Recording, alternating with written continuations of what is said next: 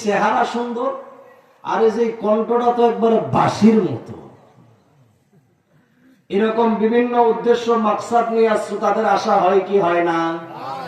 আপনারা আমার সাথে কথা বলতে হবে, কিন্তু হয় কি হয় না? এই জন্য সর্বপ্রথম নিয়তকে বিশুদ্ধ করে নেওয়া।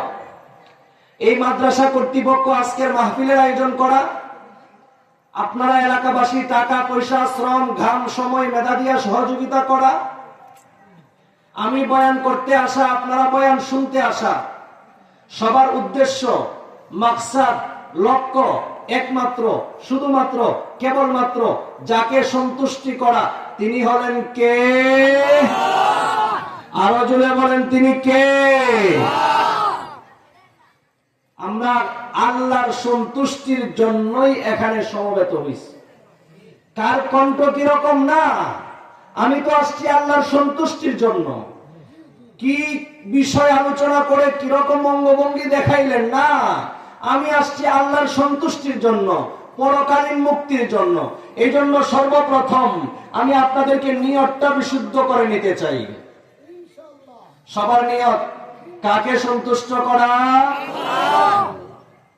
আল্লাহর সন্তুষ্টির জন্য যদি কেউ সামান্য আমল করে, খেয়াল করবেন কান খাড়া করিয়া, ছোট্ট আমলও যদি করে আল্লাহ কিভাবে কবুল করেন শুনেন।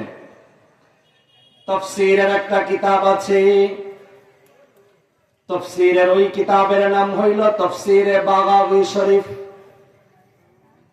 ওই তাফসীরের কিতাবের মধ্যে উল্লেখ আছে আন্না দাউদ আলাইহিস সালাম সাআলা রাব্বাহু আন ইউরিয়াহুল মিজান। আল্লাহর সন্তুষ্টির জন্য আমল করলে আল্লাহ কিভাবে কবুল করেন শুনেন। নবী দাউদ আলাইহিস সালাম নাম শুনেছেন তো নাকি? আল্লাহর কাছে একবার আরজ করলেন, ওগো আল্লাহ, হাসরের মাঠে আপনি তো বান্দার আমলগুলোকে পাল্লায় উঠাইয়া মাপবেন। নেকির পাল্লা বাড়ি হইলে জান্নাত পাবে, আর গুনার পাল্লা যদি বাড়ি হয় জাহান্নামে যাইতে হবে। আপনাদেরকে জিজ্ঞাসা করি, আল্লাহ আমাদেরকে জান্নাত জাহান্নাম দিবেন কোন দল দেখিয়া, কোন বংশ দেখিয়া, গায়ের চেহারা আকৃতির সৌন্দর্যতা দেখিয়া? কিসের ভিত্তিতে দেবেন? আমলের ভিত্তিতে।